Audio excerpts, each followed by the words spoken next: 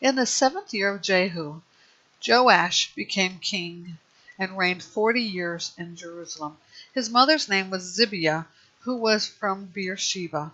Throughout the time Jehoiada the priest instructed him, Joash did what was right in the Lord's sight. Yet the high places were not taken away. The people continued sacrificing and burning incense on the high places.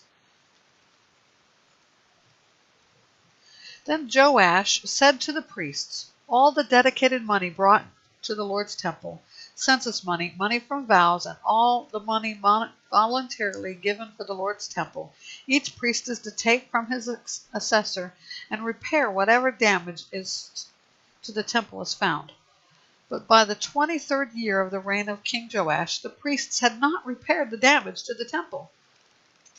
So King Joash called Jehoiada the priest and the other priests and said, why haven't you repaired the temple's damage?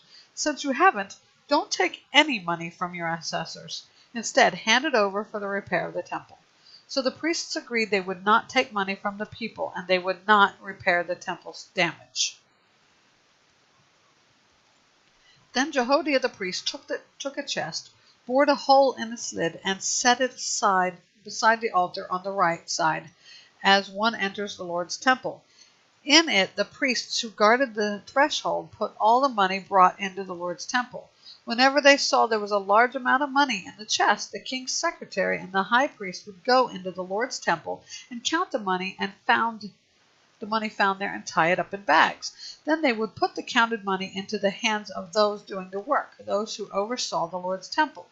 They in turn would pay it out to those working on the Lord's temple, the carpenters, the builders, the masons, and the stone cutters, and would use it to buy timber and quarried stone to repair the damage to the Lord's temple and for all spending for temple repairs.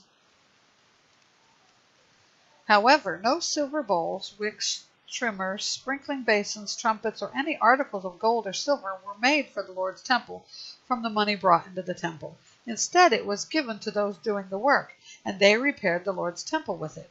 No accounting was required from the men who received the money to pay those doing the work, since they worked with integrity.